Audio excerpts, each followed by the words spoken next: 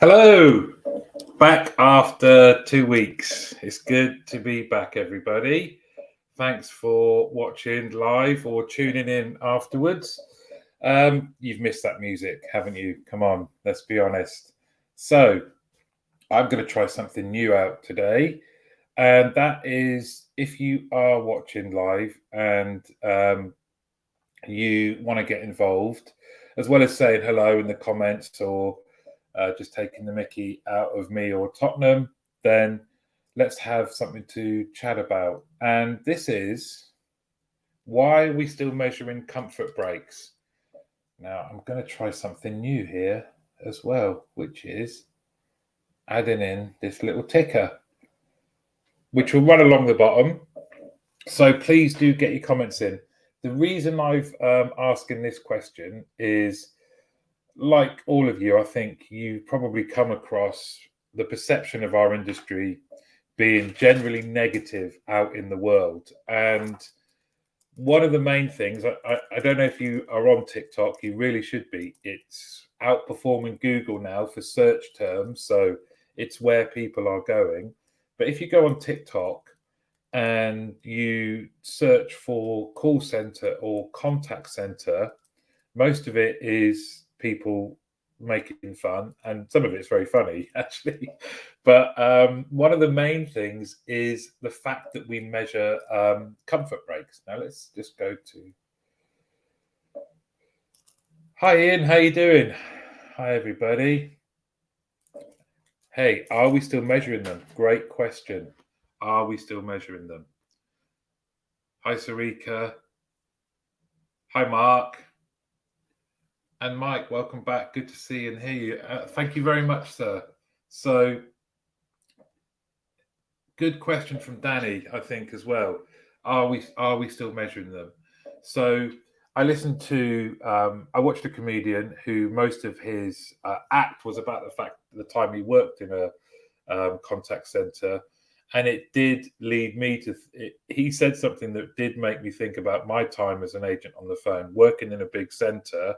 We were allowed anything more than 5 minutes, and people would come back and talk to you about, oh, maybe you want to cut down on your comfort breaks. It wasn't that they were draconian, but this 5 minutes was very difficult because it did take me 2 minutes to get to the toilet. So, and this was something that the comedian said. So throughout this broadcast, this show, I would like to get your views on why are we still measuring comfort breaks? Do we have them? Are you measuring them? And what are your thoughts? Hello, Laura. Laura gets a mention later on, so stay tuned for that. Mike, on this, time and money could be replaced with people and energy, and I think that's a really good point, Mike, isn't it? Is that we could still have all of these KPIs, but should take the responsibility as leaders to keep them in the background. And the moment you start talking to someone about something like this, I think you've taken your relationship to a strange place, and it's very hard as an organization to get away from the parent-child view if you were talking to someone about how long they're spending on the toilet. But I would like to know, as Danny says, whether this is still happening. Here we go. If it's an important measure, do we qualify speed of urination at interview to ensure we get the most efficient people? It's a really good point. Now, if you asked me that question, it would depend on if I'd had a couple of beers, but I don't think they'd probably want me to drink at work, but it's a really good point. When I teach or coach, we stop every 45 minutes for a 15-minute chill time, and it works. I would love to hear from, it's a great point, Mike, and it does remind me of, as we've got better understanding of how our brains work, and especially people in contact centers doing repetitive work, the maximum amount of time that people can concentrate for without a break is 40 minutes tops, isn't it? I think it's even less than that. Do we have contact centers embracing that and finding a way to still be profitable? What about not scheduling breaks at all?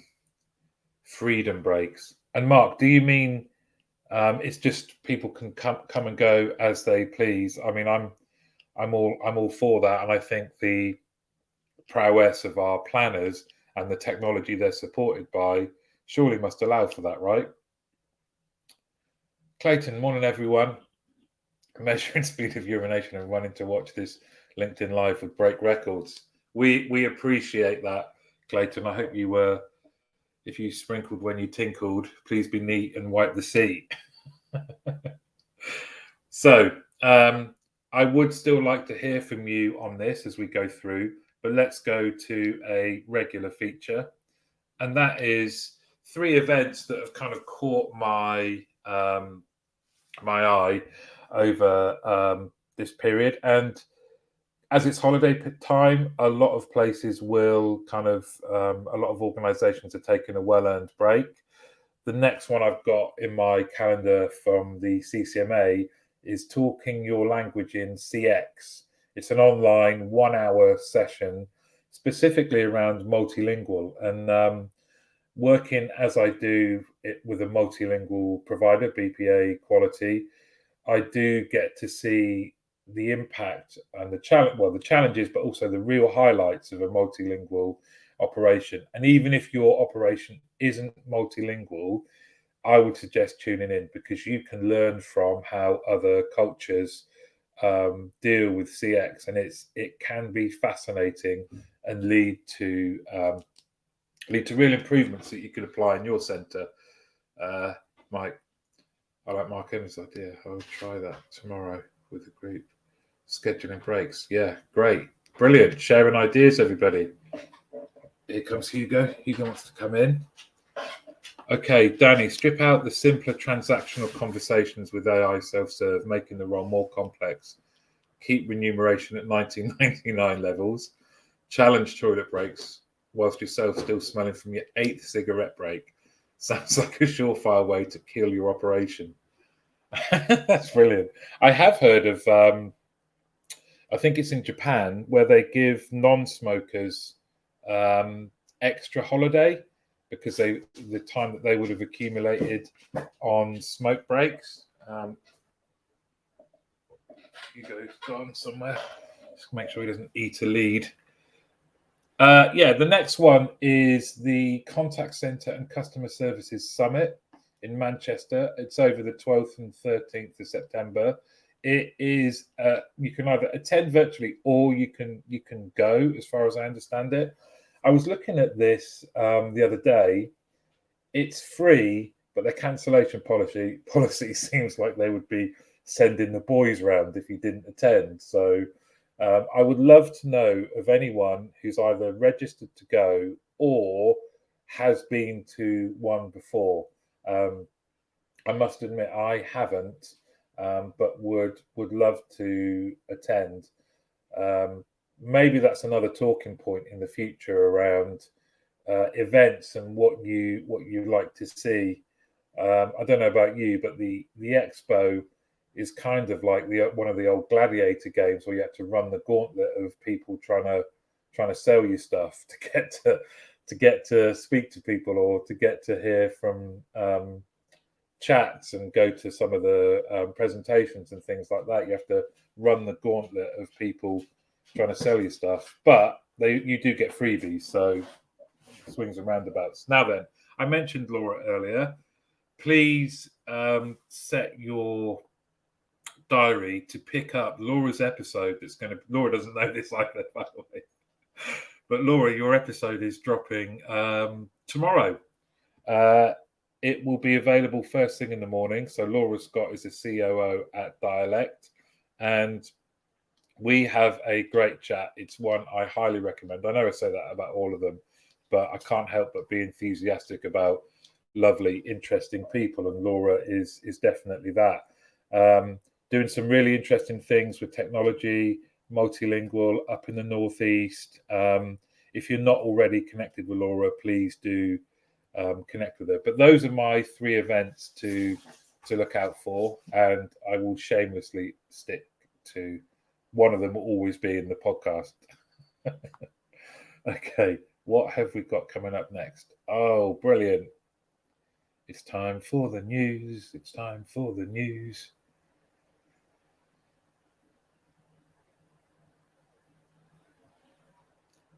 I was too busy singing. Okay. Another comment here. What have I missed? It's Phil. Better late than never. Hope everyone's well.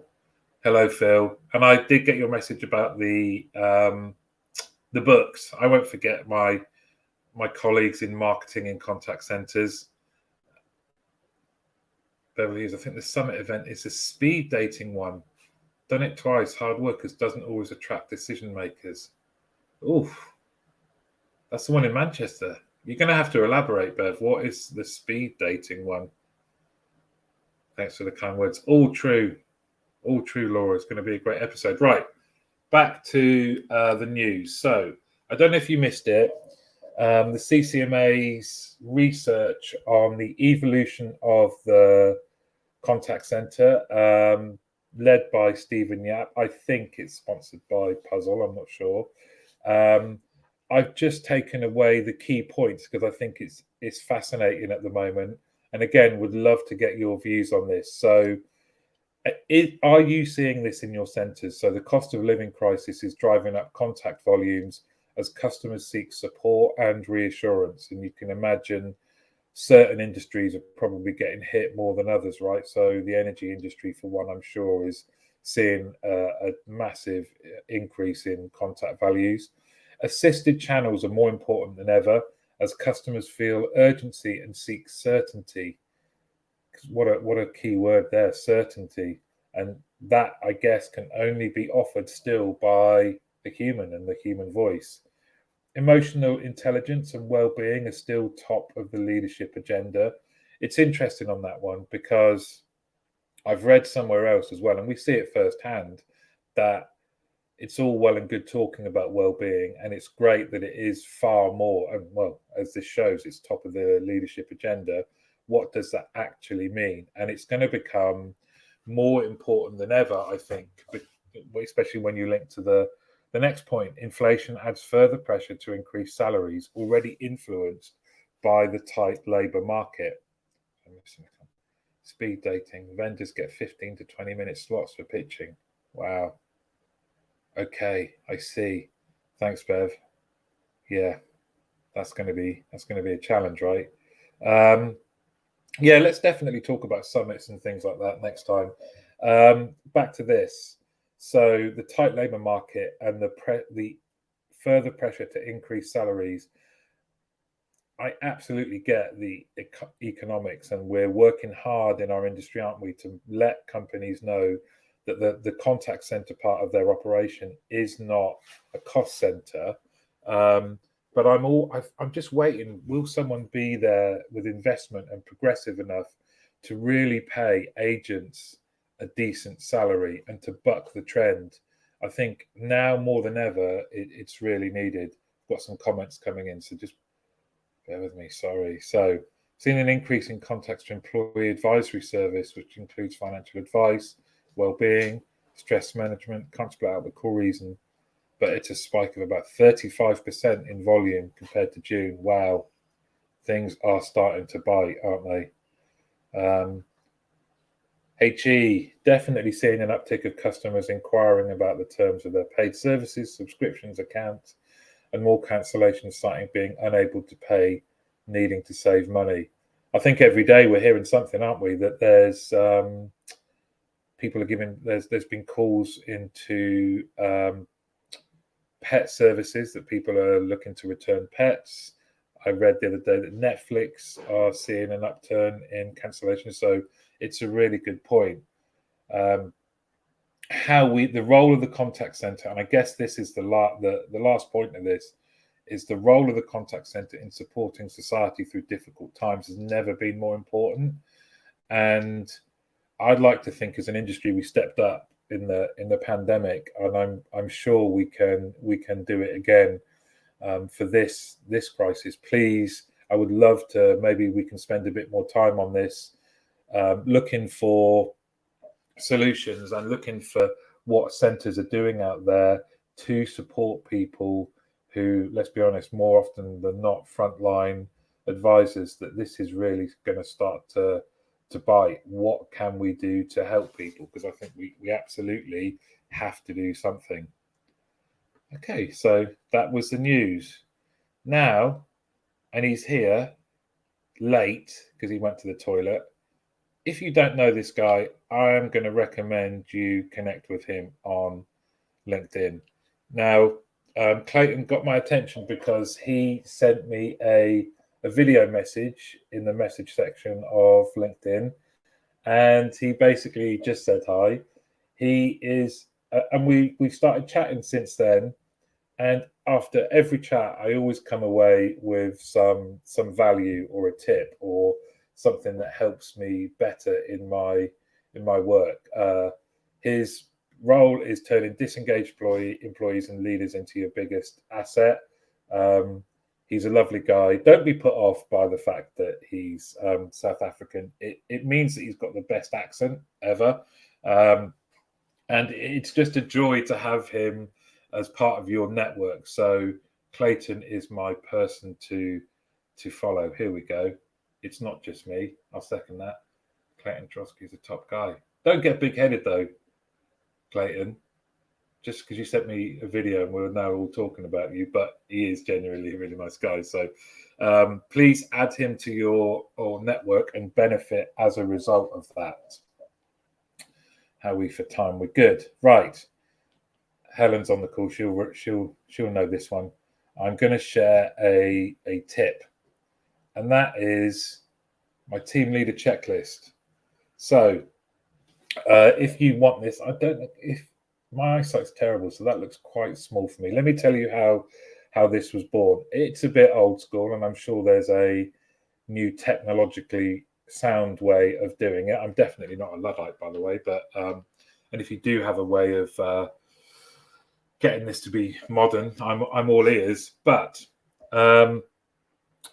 I was once responsible for about 9 team leaders. We were extremely close. We worked in an outsourcer, and we had loads of campaigns. Their spans of control were 15 minimum in the team, and we were growing but also churning. So their roles were super busy. We had lots of projects, and I liked to delegate. I was still also very busy. Delegation was for their development. And they came to me and said, often they will leave the contact center, and it's been like being in a washing machine all day. They get spat out, and they didn't know if they were adding value. Prioritization of task was a massive problem.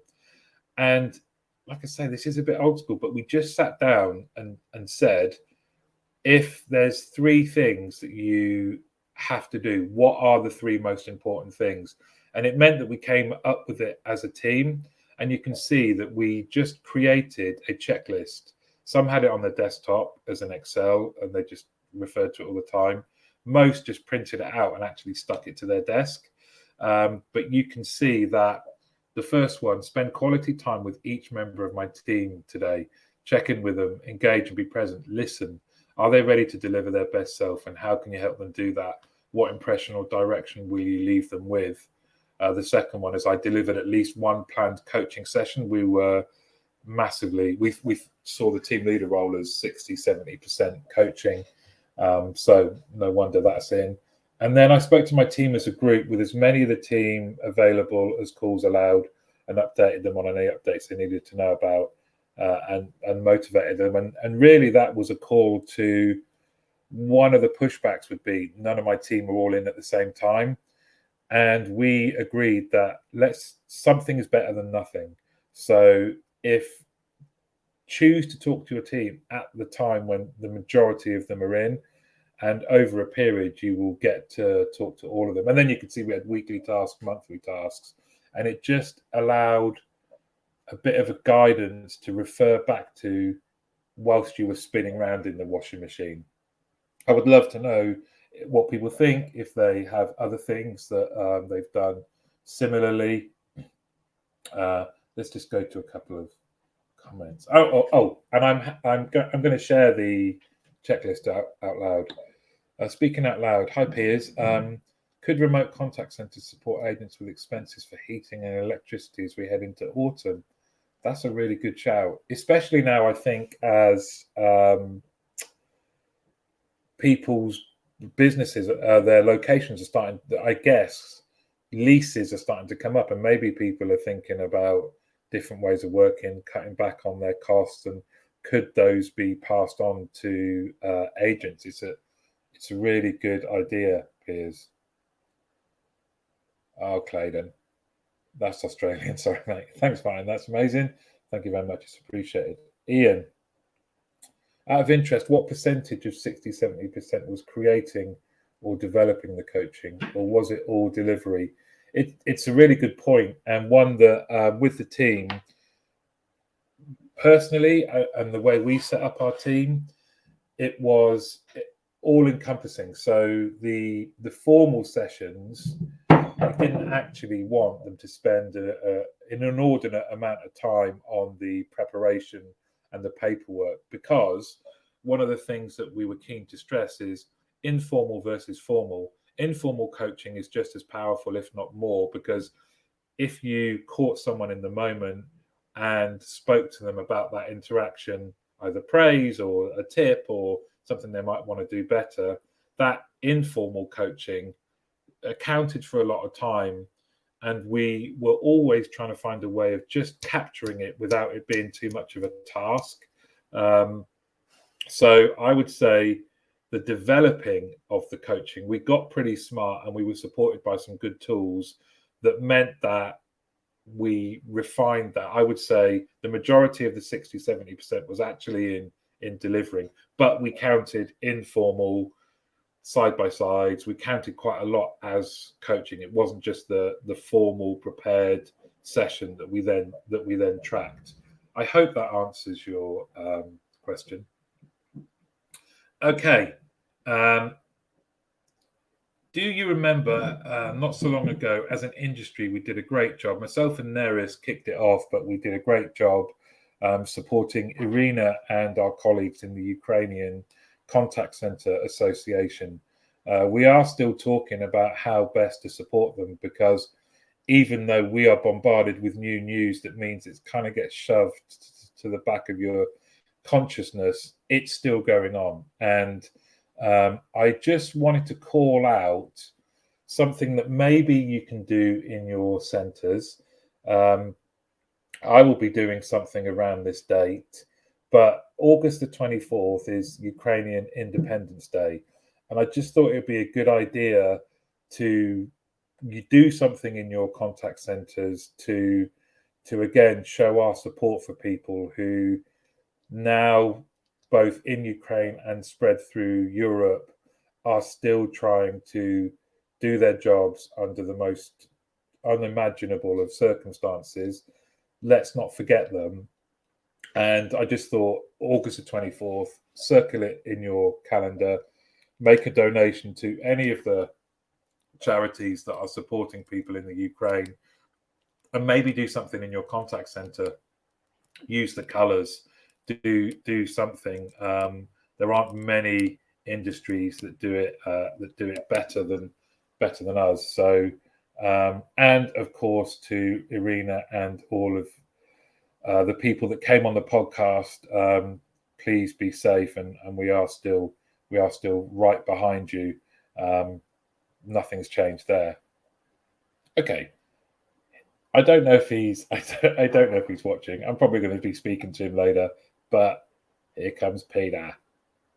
Peter's quality tips. So he has the brain the size of Saturn. If you ever want to know more about anything to do with quality, Pete or HE, Helen, who's watching, please just get in touch with them. You can also get in touch with me. I probably don't know as well. I know I definitely don't know as much as these two. So Pete has provided another quality tip. Hi, Kevin. No worries, mate. I'm not sure if it was about this or the thing before, but thank you. So reviews, disputes, appeals, or escalations. A A few different names are used across the industry. These are just some. One thing I do know is we love talking about these, and actually, you, as a mindset thing, you shouldn't look at any of those, a dispute, a review, whatever you call it. You shouldn't look at it as a negative. It's an opportunity to really develop together. So empowering your operational teams to challenge their scores and feedback is a fantastic way of generating a clearer picture of a number of frequent operational challenges. Is it skill or will that stops an individual from progressing, or is it a systemic issue where training systems access isn't in place? Maybe they've been evaluated unfairly. Everyone makes mistakes. Encouraging open and honest communication between the advisor and the evaluator and reporting common themes from this process delivers valuable insights to your organization. Appeals are a mini calibration. Absolutely true. What a lovely phrase. They are invaluable. We seek them out when we start working with companies, because it's in those moments that we get to establish credibility, get to understand better, get to sort out the grey, basically. So do not shy away from letting people have a dispute or escalation system or process. If you want to know more, then you need to speak to Peter. Peter, mate. Hi, Peter. Oh, dear. It just makes me smile doing that. I'm not sure what Peter thinks of it, but to be honest, who cares? Okay. As we are coming to the end, it is time for a... Okay, hold on. Seems counterintuitive to actually welcome appeals, but it's where the learning and trust are.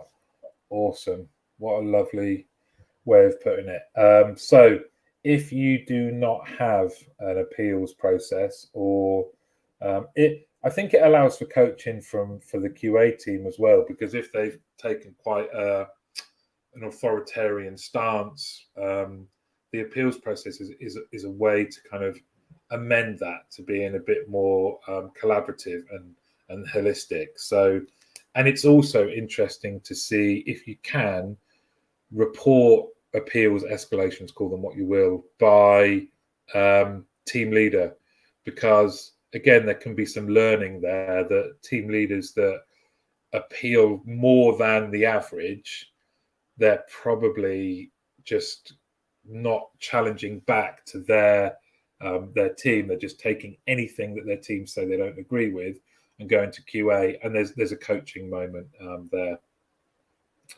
The T needs to be a harsh T. Peter. Oh dear. You're going to want another 2-week break after this. Love that way of looking at it. And that's this way. There you go. Thanks, Phil. So I've just got time to end with a shameless plug. During my little break, I like to be creative. So I created some contact center notebooks. They're 100 pages long. I can do, there's another 12 actually that are available now on top of these. Please do let me know if you want one, if you've got some other ideas. I've added training, complaints, HR, but I'm sure I've missed out some functions. Just to let you know, the most popular ones so far: Customer Service All-Star, Started on the Phones, and Contact Center Ninja. Yeah. I'm sure that can be arranged, Gollum. So yeah, sorry about that. Shameless plug. It's not about the money.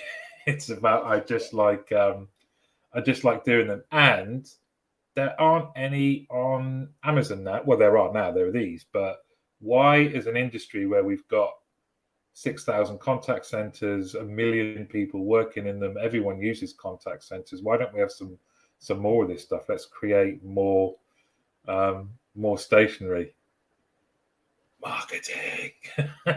Marketing will be done, Phil. I'll be doing that tonight probably. It's my new kind of out of hours little play. I like to play around. So I'll do one just for you, Phil, mate. So I've run over just slightly. Thank you very much. Thanks for all your comments. It's great to be back.